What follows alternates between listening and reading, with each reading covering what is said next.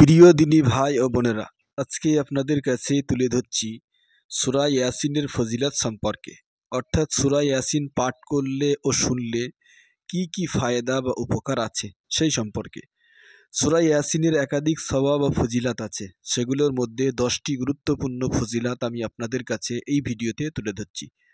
আপনারা সকলেই ধীরস্থিরভাবে ভিডিওটি না টেনে শেষ পর্যন্ত দেখতে থাকুন।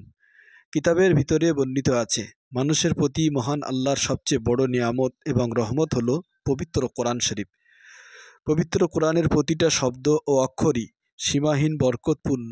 এখন আমি কোরআন শরীফের সূরা ইয়াসিনের আলোচনা করছি। বিশ্বনবী সাল্লাল্লাহু আলাইহি ওয়াসাল্লাম বলেছেন, সমস্ত নফল ইবাদতের মধ্যে আল্লাহর কোরআন তেলাওয়াত করা সবচেয়ে উত্তম। এবারে আসি সূরা ইয়াসিনের 10টি গুরুত্বপূর্ণ ফজিলাতের ব্যাপারে। 1 নম্বর ফজিলাত হলো, বিশ্বনবী সাল্লাল্লাহু আলাইহি ওয়াসাল্লাম বলেছেন, সূরা ইয়াসিন একবার কোনো ব্যক্তি তেলাওয়াত করলে অথবা শুনলে সে 10 বার কোরআন খতম দেওয়ার সওয়াব লাভ করবে। 2 নম্বর সূরা ইয়াসিনের ফজিলাত হলো, বিশ্বনবী সাল্লাল্লাহু আলাইহি ওয়াসাল্লাম আরও বলেছেন, যে ব্যক্তি রাতে ঘুমানোর সময় সূরা ইয়াসিন তেলাওয়াত করে ঘুমাবে সে নিষ্পাপ অবস্থায় ঘুম থেকে জাগরিত হবে, আল্লাহ তাআলা তার গুনাহ মাফ করে দেবেন। 3 নম্বর সূরা ইয়াসিনের ফজিলত হলো, যে ব্যক্তি নিয়মিত সূরা ইয়াসিন তেলাওয়াত করবে কিয়ামতের দিন সূরা ইয়াসিন তার জন্য আল্লাহর দরবারে সুপারিশ করবে। 4 নম্বর সূরা ইয়াসিনের ফজিলত হলো, ইমানদারের কোনো ব্যক্তি সূরা ইয়াসিন নিয়মিত তেলাওয়াত করলে তার জন্য আল্লাহর জান্নাতের 8টি দরজা খোলা হবে। 5 নম্বর সূরা ইয়াসিনের ফজিলত হলো, মুমূর্ষ ব্যক্তির কাছে সূরা ইয়াসিন তেলাওয়াত করলে তার মৃত্যু যন্ত্রণা লাঘব হবে, অর্থাৎ হালকা হবে, এবং কবরের সওয়াল জবাব সহজ হবে। অর্থাৎ কোনো মৃত্যুশয্যায় শায়িত ব্যক্তির কাছে যদি সূরা ইয়াসিন তেলাওয়াত করা হয় তাহলে তার মৃত্যু যন্ত্রণা হালকা হবে এবং কবরে তার সওয়াল তথা প্রশ্ন সহজ হবে।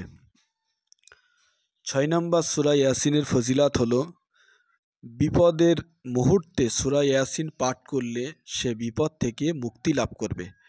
7 নম্বর সূরা ইয়াসিনের ফজিলাত হলো, নিয়মিত সূরা ইয়াসিন পাঠ করলে মহান আল্লাহ তাআলা তার মনের জায়েজ আশা পূর্ণ করে দেবেন। 8 নম্বর সূরা ইয়াসিনের ফজিলাত হলো, কেউ যদি সূরা ইয়াসিন সাথে লিখে রাখে অথবা সূরা ইয়াসিন খুব মনোযোগ সহকারে শোনে, আল্লাহ তাআলা তাকে বিপদ আপদ থেকে হেফাজত করবেন। 9 নম্বর সূরা ইয়াসিনের ফজিলাত হলো, প্রতিদিন সকালে এই সূরা ইয়াসিন পাঠ করলে সে ব্যক্তির সমস্ত কাজ সহজ হবে, আর্থিক সচ্ছলতা আসবে, গোটা দিন সে ব্যক্তি আল্লাহর রহমতের ভিতরে থাকবে, যে কোনো মহামারী থেকে নিরাপদ থাকবে, শত্রুর ষড়যন্ত্রণা থেকে আল্লাহ তাকে হেফাজত করবেন।